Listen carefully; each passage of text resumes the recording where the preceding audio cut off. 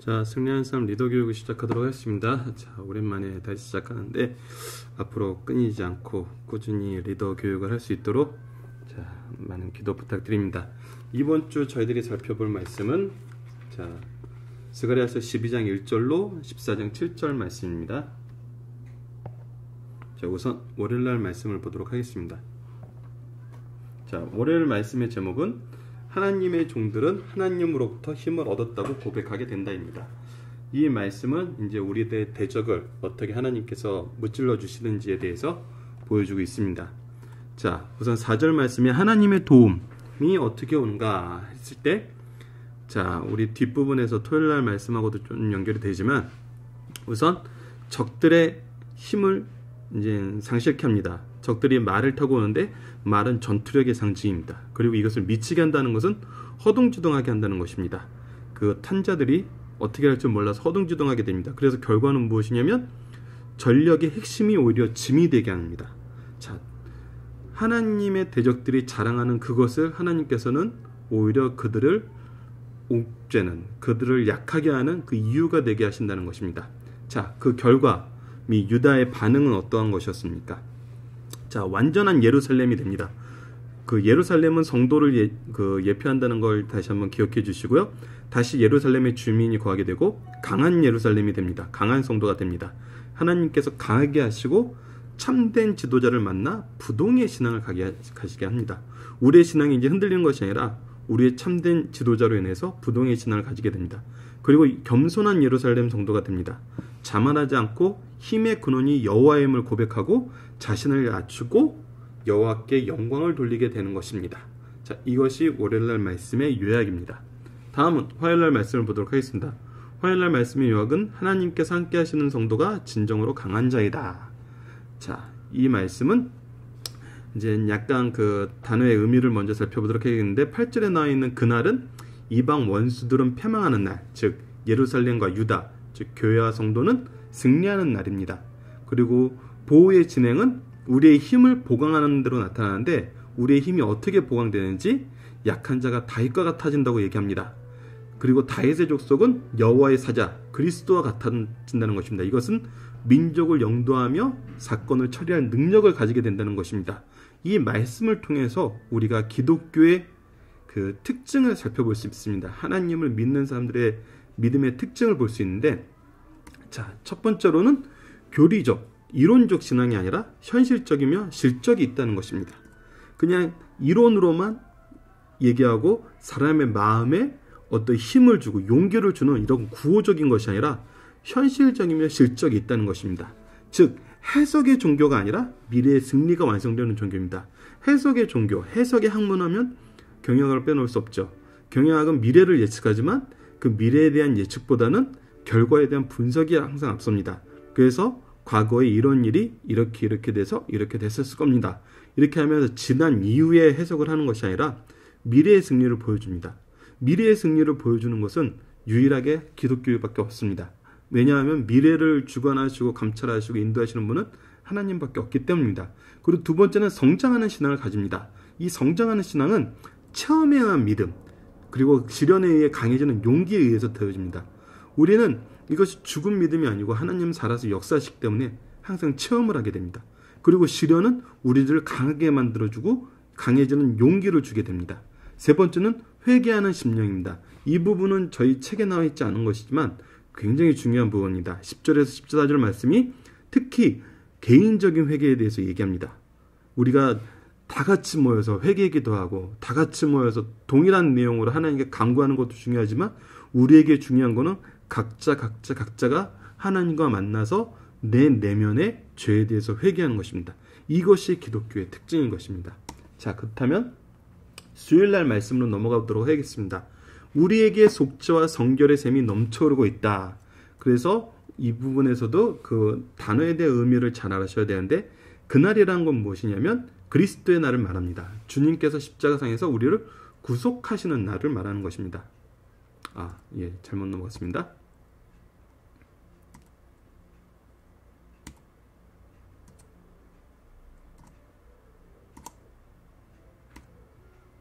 자, 다시 보도록 하겠습니다. 그리스도네이란 우리를 구속하시는 날을 의미하는 것입니다. 그리고 셈은 무엇인가? 그리스도의 보혈을 말합니다. 그 구속을 의미합니다.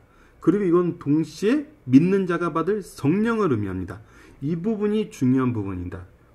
즉 구속과 성결이 같이 있다는 것입니다. 그리스도의 보혈은 구속이며 그것으로 받을 성령은 우리의 성결을 의미합니다. 이것이 동시에 같이 있다는 것을 우리가 기억해야 됩니다. 그래서 이 부분에 대해서 신학적으로 설명하는 건 무엇이냐면 우리의 칭의는 이례적이지만 우리의 성결은 계속 진행돼야 된다는 부분입니다. 이것이 그리고 하나라는 것을 우리가 이해해야 됩니다. 바로 이 부분이 그리스도의 세밀한 부분이 우리가 이것이 하나로 이해해야 된다는 그 내용을 가르치고 있습니다. 이분은 매우 중요한 부분이기 때문에 꼭 기억해 주시기 바랍니다. 그럼 그날에 무엇이 이루어지는가? 죄와 더러움이 씻어진다. 즉 위하고 연결성되어 구속은 성결과 함께 온다. 구속과 성결이 이루어진다는 것입니다. 셈은 그리스도의 보혈을 의미하면서 우리를 깨끗하게 하는 것을 의미하기 때문입니다. 그리고 다윗의 족속과 예루살렘 주민에게 이것이 열린다라고 얘기합니다. 열린다라는 건 무엇이냐면 이 구속과 성결은 원래 누구의 업무였죠? 제사장에게 일어났던 일입니다. 근데 이것이 모든 사람, 다윗의 족속은 왕족을 의미하고 예루살렘은 일반 평민을 의미합니다. 그러니까 다윗과 일반 평민 또 예루살렘 족속과 신약의 교회 모두에게 이것이 열린다는 것입니다. 그래서 이것이 우리에게 오는 은혜의 힘을 가르쳐주고 있습니다. 자, 이 부분에 대해서 이제 중요한 부분이 목요일날 말씀입니다. 이 메시아에 대한 예언에 대해서 우리가 다시 한번 잘 살펴봐야 합니다. 메시아는 스스로 고난을 당하심으로 하나님의 공의를 만족시키셨다. 자, 그렇다면 첫 번째로 우리가 살펴봐야 되는 것은 스가랴의 예언이 주는 교훈입니다. 자, 이 부분을 살펴보도록 합시다. 심판의 명령자는 하나님이다. 그래서 우리가 심판을 당하고 시험을 당하는 것이 하나님의 권능 안에 있다는 것입니다. 이것은 예수님도 빌라도에게 얘기하셨습니다. 그리고 흩어짐을 예언하셨습니다. 이것이 참 우리에게 주는 그 연약함과 당시의 제자들이 느꼈을 어려움이 남아있는데, 하지만 이 흩어짐에 대해서 이것이 하나님의 사법적 보응이라는, 일본과 연결돼서 사법적 보응이라는 것과 동시에 이 우리가 지난주에 상고했던 대로 이들이 메시아를 거부하고 가이사를 선택했을 때 가이사로 인해서 이들이 흩어짐을 당하게 되는, 즉 사법적 보응, 오히려 진노의 막대기로 가이사를 사용하시는 하나님의 모습을 보십니다. 그러나 더 중요한 것은 돌아오게 하신다는 겁니다. 예수님도 먼저 갈릴리로 가 계신다고 말씀하셨습니다. 이는 죄인에 대한 심판이 메시아에게 행해질 것과 십자가의 죽으심으로 하나님의 거룩한 공의가 만족됨을 알려줍니다. 이 부분이 말씀의 순서가 좀 바뀌었는데요. 이 뒷부분의 이 말씀, 오히려 이제 스가랴 예언이 주는 교훈에 대해서 살펴보기 전에 우리가 이제 본문의 내용을 좀 살펴봤어야 되는데 이게 순서가 좀 바뀌었네요. 순서는 이 다음 부분이 먼저라는 부분을 말씀드리겠습니다. 실수가 좀 있었네요. 자, 그래서 본문 말씀을 이제 살펴보겠습니다. 7절에서 칼이란 일반적으로 사법권, 다스리는 자, 여기서는 어둠의 권세를 얘기를 합니다.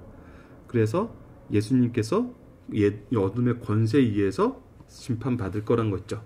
그 하나님의 심판이 어둠의 권세에 의해서 이루어진다는 거죠. 그리고 내 목자란 통치자, 그리스도의 모형, 즉 여기서는 그리스도를 얘기합니다. 그리고 이 내 목자라는 부분에 대해서 구약에서는 이 통치자들을 되게 내 목자라고 했는데, 이것은 하나님께서 그리스도의 모형으로 주셨던 그 직분이라는 것을 우리가 기억해야 됩니다. 그리고 여기서는 그리스도를 또 직접적으로 예언하고 있습니다. 그리고 내 짝된 자를 침, 이것은 바로 메시아를 죽이심으로 구속에 의한 법적 행위, 진노의 칼로 상징된 율법의 형벌을 받으시는 것으로 이것이 대속의 행위라는 것입니다. 자, 그러면서 이제 양이 흩어졌다는 것에 대해서 이제 말씀이 설명을 하는데, 제자 친구들만 흩어진 것이 아니라 유대인도 흩어집니다. 이거는 불신앙, 반역에 대한 하나님의 사업적 조치라는 것입니다. 하지만 이 부분에 대해서도 예수님이 이 예언의 성취에 대한 것임을 마태복음 26장 31절로 32절에 말씀하셨습니다. 예수께서 제자들에게 이르시되 오늘 밤에 너희가 다 나를 버리리라. 기록된 바 내가 목자를 치리니, 바로 예수님을 치리니 양의 떼가 흩어지려 하였느니라. 결국 이 목자를 침으로 해서 양의 떼가 흩어지게 됩니다. 그러나 이것이 무엇이었냐면 바로 구약의 예언의 성취였다는 겁니다. 그리고 내가 살아난 후에 너희보다 먼저 갈릴리로 가리라 하면서 우리를 다시 모으시는, 그래서 이것이 구약의 예언 성취요 하나님의 공의로우신 대속의 죽으심을 우리에게 알려줍니다. 그래서 우리가 다시 봐야 되는 것은 이 스가랴의 예언이 주는 교훈입니다. 다시 한번 이 부분을 보도록 하겠습니다. 심판의 명령자는 하나님이다. 예수님도 빌라도에게 말씀하셨고 흩어짐을 예언하셨다. 동시에 가이사를 선택한 자들에게 가이사로 인하여 사법적 보응을 받게 했다는 것과 돌아오게 하심, 예수님도 먼저 갈릴리도 계신다는 것, 그리고 이것이 하나님의 공의였기 때문에 예수님이 죽으심으로 예수님이 과연 메시아였나라는 의심을 받고 있는 제자들과 친구들에게 이 말씀의 예언 성취임을 알려주심으로 인해서 하나님의 공의다라는 것을 우리에게 드러내주고 있는 것입니다. 자, 이제 다시 금요일 말씀을 보도록 하겠습니다. 자, 넘기는데 좀 시간이 힘듭니다. 오랜만에 시작하니까 약간의 실수가 있습니다. 이 부분 좀 양해 부탁드리고 앞으로 좀 더 나아지겠죠. 자, 금요일은 하나님께서 온 세상을 다스리는 왕이심을 보여주신다. 자, 그러면서 이 하나님께서 온 세상의 왕이심을, 즉 우리를 이제 다시 모으시고 우리에게 하나님의 권능을 보여주시는 그 방법에 대해서 얘기를 하고 있는데, 우선은 구원의 방법은 죄인을 심판하신다는 겁니다.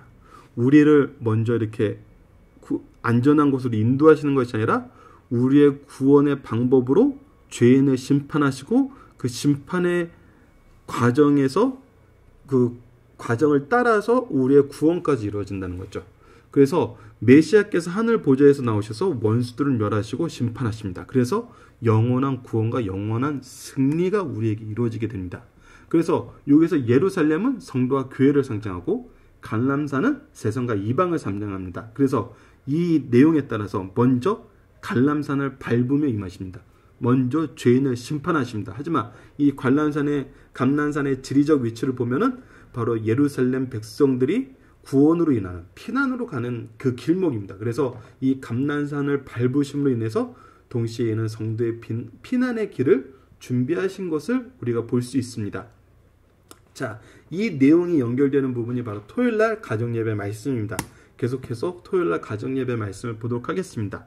메시아는 스스로 고난을 당하심으로 하나님의 공의를 만족시키셨다 하면서 우리가 예루살렘의 구원을 위해 원수를 심판하는 걸 볼 수 있었습니다. 그러면 심판날의 특징이 뭘까요? 어떨 때 이런 심판이 올까요?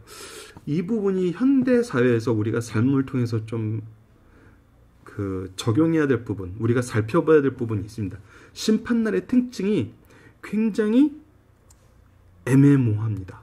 그래서 7절에는 애매모호함을 나타냅니다. 위안도 아니며 고통도 아님, 재난이 진행 중이므로 대낮도 아닙니다. 불행 중에 소망이 있기 때문에 한밤도 아닙니다. 심판이 임할 날이, 구원이 임할 날이 오기 전에는 혼재되어 있습니다. 우리가 말세의 때를 생각하면서 전 세계가 임할 여러 가지 재난을 보지만 우리가 이것이 과거였다라면 아마 이것이 애매모호한 시대라는 것을 깨닫지 못했을 겁니다. 왜냐하면 과거에는 지역적인 사회였기 때문에 그 지역의 재난이 임하면 그때는 굉장히 심한 재난의 시대였고 그 지역의 재난이 임하지 않으면 평안의 시대였습니다. 하지만 지금은 어떻게 되죠? 말세 때 나타날 이 애매모호한 시대를 이해할 수 있는 너무나 많은 도구들이 있습니다. 뉴스와 인터넷을 통해서 우리가 필리핀의 이번에 자연재해도 볼 수 있고 이슬람 국가의 기독교인들이 얼마나 고난을 당하고 있는지, 그러면서 우리도 삶 속에서 굉장히 어렵지만 만족함이 전혀 없는 것이 아닌 이 애매모호한 시대가 길어진다는 겁니다. 이것이 바로 심판과 구원의 날이 오기 전의 모습이라는 것. 이것을 살펴보면은 우리가 이때가 지금 마음에 준비하고 우리가 이것을 하나님의 은혜를 지키고 붙잡아야 될 시기가 아님을 한번 생각해 봅니다. 그리고 이때의 특징은 마지막 부분에 5번에 자연보호에도 자연은 힘을 잃게 되고 교회도 세속화되어 빛을 잃게 됩니다. 그래서 이 빛을 잃는 모습, 우리가 과연 이 시대에 빛의 역할을 하고 있는지 이것을 우리가 살펴봐야 됩니다. 그리고 나서 우리에게 더욱더 직접적으로 나타나는 것은 무엇이냐면 메시아 이런 시대에 빛이 온다 그러는데 이 빛은 어떤 형태로 오는가?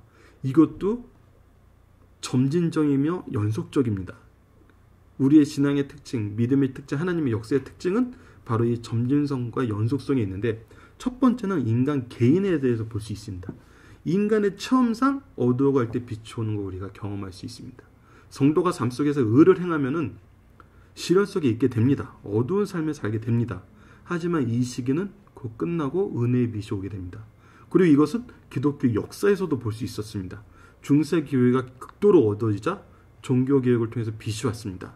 현대도 미신과 사치, 향락이 극에 달할 때 경건한 진화운동이 조용히 확산됩니다. 이것이 말씀 중심으로 우리가 말씀을 연구하고 이 말씀을 지키고 예배의 모범을 지키기 위해 노력하는 승리한 삶 식구들의 모습입니다. 이 일은 또 조용히 확산되게 됩니다. 이것이 기독교 역사에서 계속적으로 나타나는 모습입니다. 그리고 마지막엔 어떻게 됩니까? 우리의 소망의 빛으로 주님이 오십니다. 주님의 재림으로 광명한 천국, 모두가 하나님의 영광의 빛 아래 살게 된다는 것입니다. 이것이 지금 현재 우리가 눈으로 직접 볼 수 있는 것입니다. 우리 개인의 체험은 우리가 계속 현재 하고 있고 기독교 역사의 체험은 우리가 중세시대와 한국 기독교 역사를 통해서 보고 있습니다. 그리고 지금 현재 얼마나 또 이런 경건의 신앙 운동이 다시 살아나고 있는지 우리가 신령한 눈을 통해서 믿음의 동역자를 바라보면 우리가 볼 수 있습니다. 그리고 말씀에 예언된 대로 우리의 소망의 빛인 주님께서는 오십니다.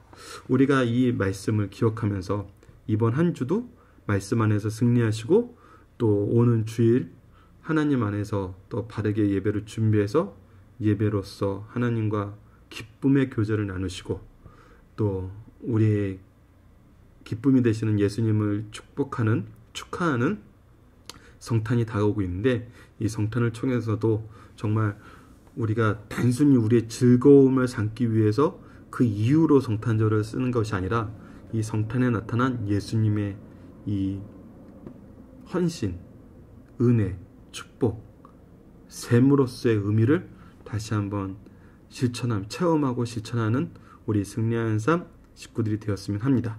이상으로 이번 주 강의를 마치도록 하겠습니다. 감사합니다.